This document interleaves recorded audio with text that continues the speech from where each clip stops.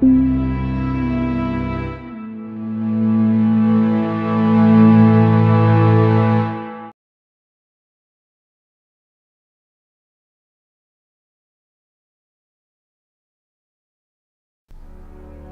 my age and people in this generation have a lot to say, but they're just too afraid to say it due to society or what society's going to think of them. And I just wanted to make this video today to basically voice the minds of all those people that can't. I just decided to read more books and research things that people don't usually think about nowadays. Meditation is a really great tool, and it activates your pineal gland. And if you don't know what that is, it's actually a gland in your brain that contains a substance called DMT, dimethyltryptamine, when we fall asleep and we go into our REM stages. That's just one of the things that meditation does. It obviously makes you more conscious of life, and I'm telling you, man, I've been way more conscious this past month, this past year actually, because I've just been thinking and taking the time out to meditate, and I've been able to really see what truly matters in life and how people take a lot of the things that we have now for granted. I do believe in alternate universes. If you look at an atom has a nucleus, a proton, and an electron. And if you look at the larger scope, which is the universe, it's the same exact thing. You have suns and planets, which resembles atoms of electrons and protons. And if you look even beyond that, you could see, if you look at a Hubble scope, or you look at the universe as a whole, you could see that there's something in the center of a universe, which is a massive sun, and everything just revolves around that. And who's to say that that's the end of everything? What if there's another galaxy or universe in a different plane?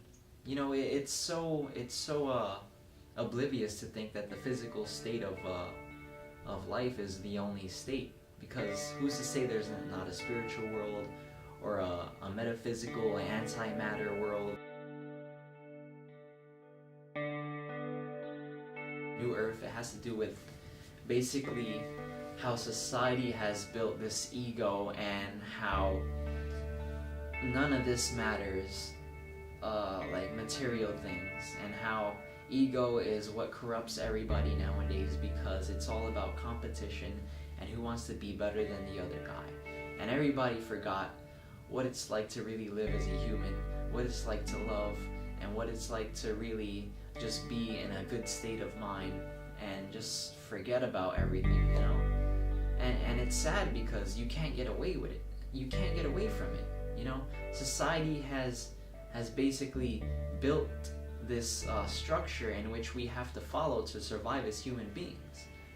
And, you know, if you look at, man,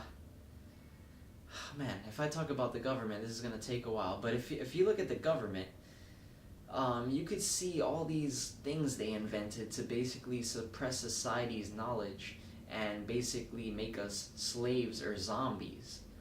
And not zombies in a physical state, I'm talking about zombies in a mental state, where we're just slaves to corporations and we're just slaves to money and what money does to people.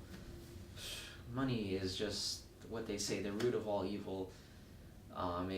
People kill over it, and all I'm gonna say is, if everyone in the world just decided to cut the bullshit out and just work together as a human race, imagine the things we could do together. Imagine the spiritual journeys we could go on, and imagine how peaceful everything would be if there was just no war and everybody just loved each other.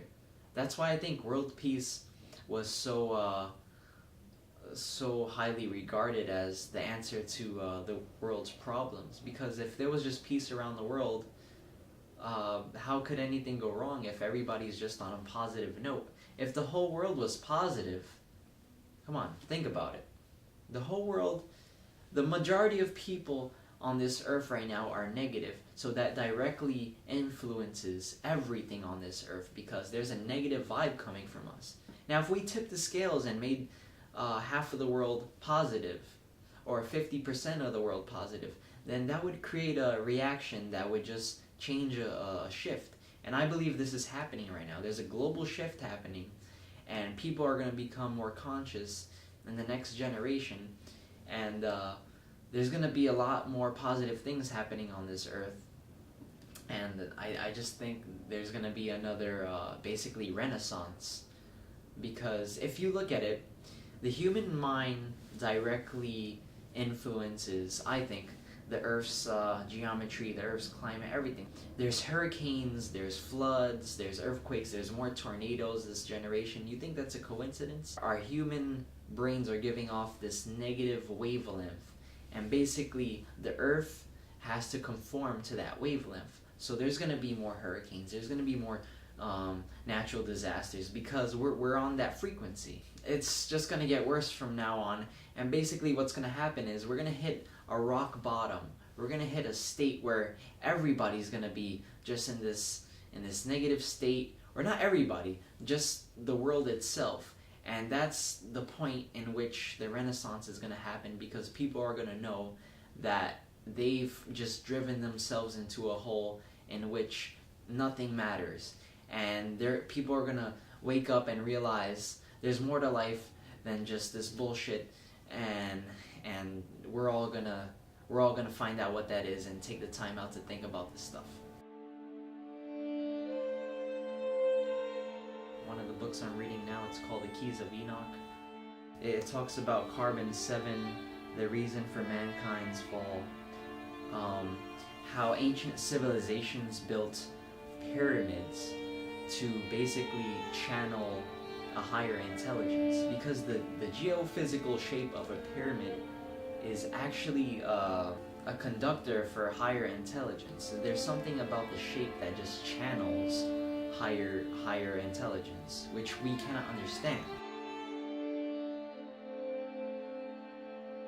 We have how we live on Earth, and this is our physical state, but there's an over-self, which is basically our higher beings. If you think just because we could think and what we experience in our life defines us as human beings, then you're totally wrong. Because life isn't about experiences. Life isn't about, what job you have, or how old you are, or what your name is.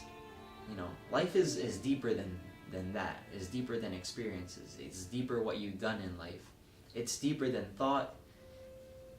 We can't even comprehend who we really are. Because if you ask a guy, who are you? Oh, I am George, and I work at the fish market, and I have a family. That's not who you are.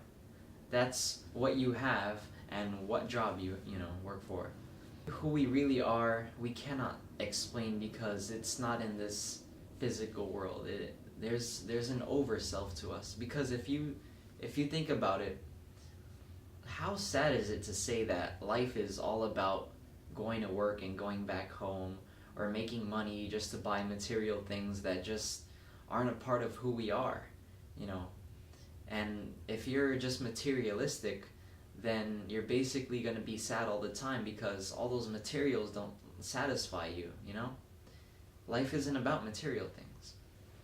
And that's why they say in the Bible or a lot of religious texts that to be poor is to be humble, because you know what life truly means, and you don't need a car, you don't need money, you don't need a nice house to live a good life. So yeah, I did this video. I just wanted people to know that I was really serious, and I actually had these moments where I said to myself that I'm gonna tell the public what I did to get to this state. And it's totally fine if you don't want to be in the state, but I'm totally happy now. I'm always peaceful, and I'm thinking more than ever, and I'm getting a lot of stuff done.